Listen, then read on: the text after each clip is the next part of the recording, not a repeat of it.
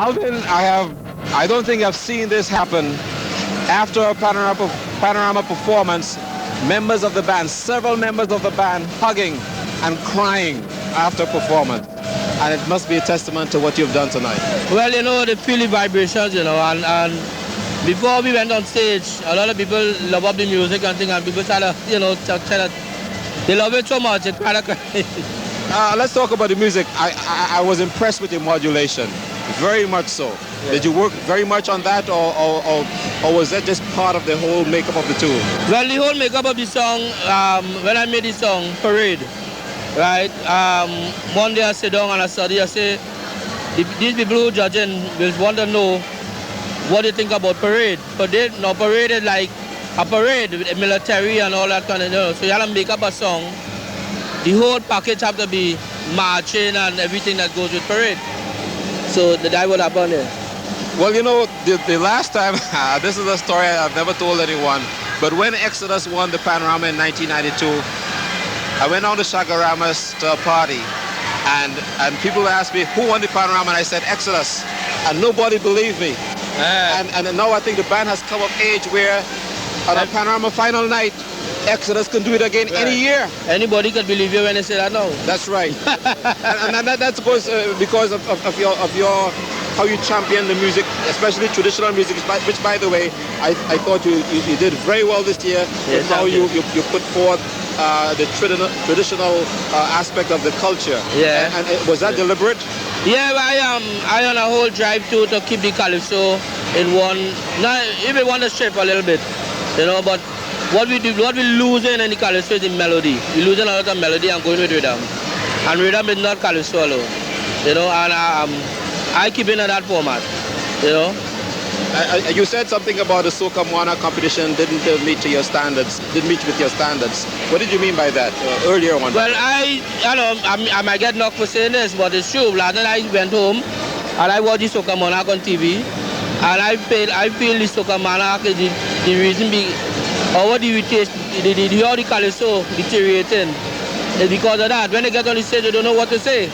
Everybody in Trinidad and Tobago, like if the calypso is somewhere else. Trinidad and Tobago,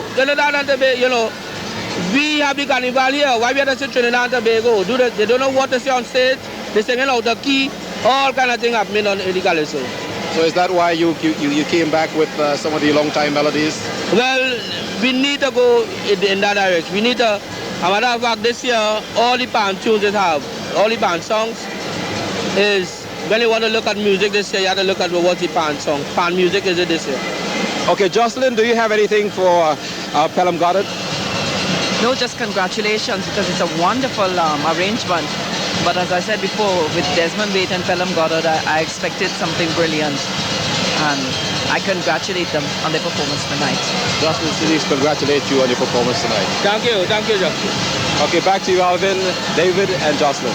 Thank you very much. And Pelham Goddard speaking his mind there, and he has given us an insight into his feelings about the trend in the calypso music. David, your thoughts? I agree with him.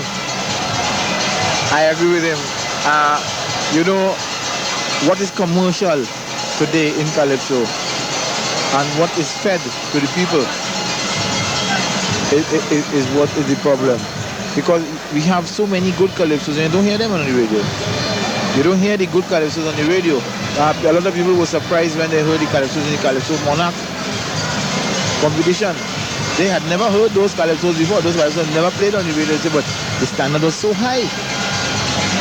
A lot of what you say is true, and some of it has to do with the fact that some of the social commentary is not recorded, so that it's not available for airplay.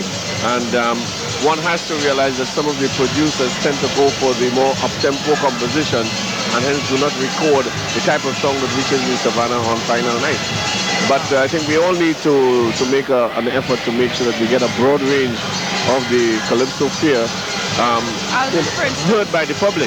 Listening to the Soca Monarch, as he said, I was aware of a number of those tunes where they bring in music from elsewhere, from some pop tuners and footsteps, Samples, yeah. or a Baptist song, as it did Iowa George and so on, and I said, there isn't much substance to the main thrust of the calypso, and they bring these musical as a musical relief, and it works but you wonder how are we going to judge the composition, the melody of the composition, which is what Pelham is saying per se. There isn't a lot. It's just 4-5-1 in footsteps. It's just not all the time. It has a tremendous it brings up the crowd, and people get involved, and they feel they want to fit, and they jump up and so on. But when you look at it and you try to figure out why are they getting so enthusiastic about it, it's not in the melody. I think he put his finger on it when he said it's really in the rhythm. What we're doing there is exploiting the rhythm at the expense of the melody all the time. And the point is well taken. However, we look forward now to band number 9, and we'll take a short break, and when we come back, let's take a look at the Central Trinidad Steel Orchestra.